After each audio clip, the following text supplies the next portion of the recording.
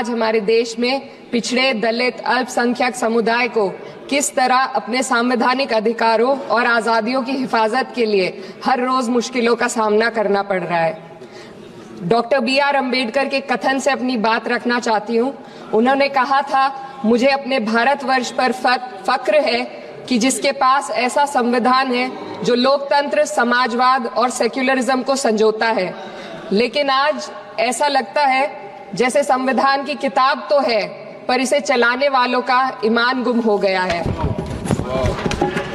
आज हिंदुस्तान में हर वर्ग को किसी न किसी चुनौती का सामना करना पड़ रहा है, मगर अल्पसंख्यक, खासतौर पर मुसलमानों पर जो कहर टूटा है वो किसी से छुपा नहीं है। ये लोग सिर्फ अपने मजहबी पहचान की वजह से निशाने पर हैं। संविधान का अनुच्छेद 15 कहता है कि किसी भी नागरिक के साथ धर्म, जाति या किसी और वजह से भेदभाव नहीं होना चाहिए, लेकिन हकीकत इसके उलट है।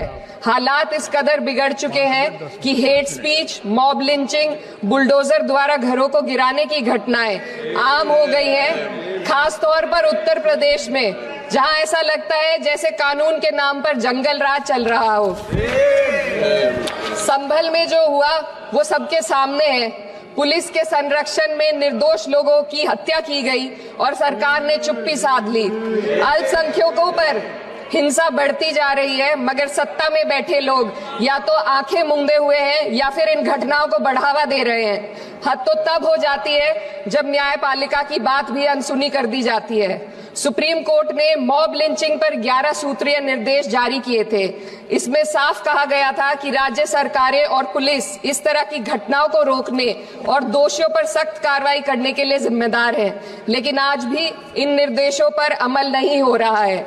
हाल ये है कि मॉब लिंचिंग को रोकने की बजाय सत्ता में बैठे लोग आग में घी डालने का काम कर रहे हैं। उनकी जुबान से ऐसी बातें निकलती हैं जो नफरत को और बढ़ावा देती है।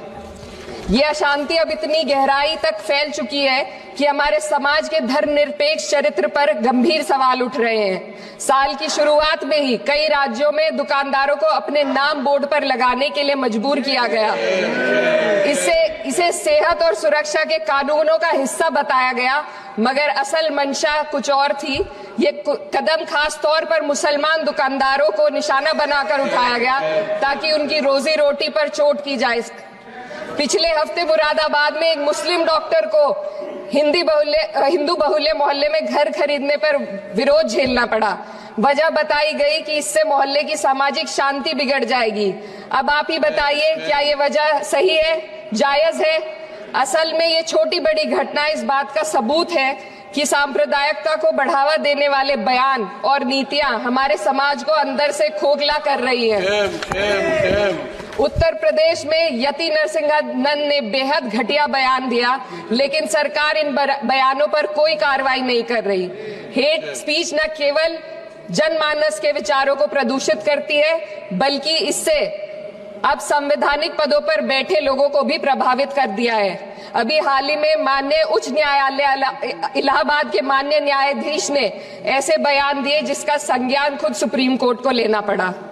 संविधान के अनुच्छेद 29 और 30 ने अल्पसंख्यकों को उनके मजहबी और सांस्कृतिक हक दिए हैं ताकि वो अपनी पहचान को बचा सके और अपने संस्थान चला सके, लेकिन आज उन्हीं हकों पर हर तरफ से चोट की जा रही है। वक्फ जैसे बिल लाकर उनके धार्मिक अधिकारों को छीनने की कोशिश की जा रही है। आज अल्पसंख्यक समुदाय को संविधान द्वारा दिए गए अपने बुनियादी अधिकार पाने के लिए लंबी लड़ाई लड़नी पड़ रही है। ऐसे कई मामले अदालत ने न्याय देकर संविधान की रक्षा की है, लेकिन अदालती प्रक्रिया में जो समय लगता है उसकी वजह से देश के सामाजिक ताने बाने को भारी नुकसान उठाना पड़ता है। मिसाल के तौर पर इलाहाबाद हाई कोर्ट ने 2004 के मदरसा एक्ट को रद्द कर दिया था, जिससे मदरसों के संचालन पर सवाल उठे।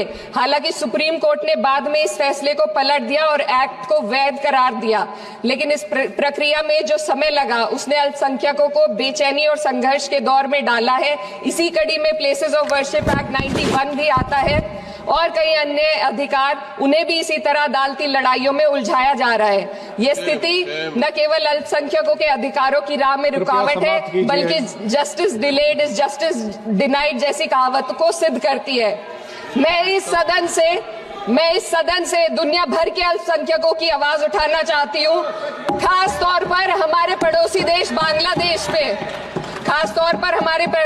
बांग्लादेश में अल्पसंख्यकों के साथ जो हो रहा है वे दिल को गहरे तक चोट पहुंचाने वाला है। उनकी जान माल की हत्या की जा रही है। बांग्लादेश हो या हिंदुस्तान हो या कोई और देश, अल्पसंख्यकों की सुरक्षा, इज्जत और अधिकारों की हिफाजत हर सरकार की सबसे पहली जिम्मेदारी होनी चाहिए। मैं इस सदन से अपने देश के अल्पसंख्यकों के साथ बांग्लादेश के पीड़ित अल्पसंख्यकों की आवाज को एक साथ उठाना चाहती हूँ। ये वक्त की पुकार है कि हम सब मिलकर ये सुनिश्चित करें कि किसी भी इंसान को उसकी पहचान या मजहब के कारण डरकर जीने पर मजबूर ना होना पड़े। जहां हक छीने जाते हैं वहां अमन खो जाता है। ये बात हर सरकार को समझनी चाहिए। अगर हम सच में अपने संविधान का सम्मान करना चाहते हैं तो हमें नफरत और भेदभाव को खत्म करना होगा। हमें ये दिखाना होगा कि ये मुल्क हर वर्ग, हर जाति, हर धर्म और हर समुदाय का है, और जब तक ऐसा नहीं होगा तब तक संविधान की आत्मा सिसकती रहेगी। सर, अपनी बात को खत्म करते हुए मैं एक शेर अर्ज करना चाहती हूँ। ये दाग दाग उजाला, ये शब गजीदा शहर, वो इंतजार था जिसका, ये वो शहर तो नहीं। लेकिन अगर इस सदन में बैठे हम सभी सदस्य ये ठान ले कि हमें संविधान के मूल्यों को लागू करना है और उसे लागू करने का प्रयास करें, तो वह सुबह जरूर आएगी जिसके लिए लाखों भारतवासियों ने अपने जानों की कुर्बानी दी थी।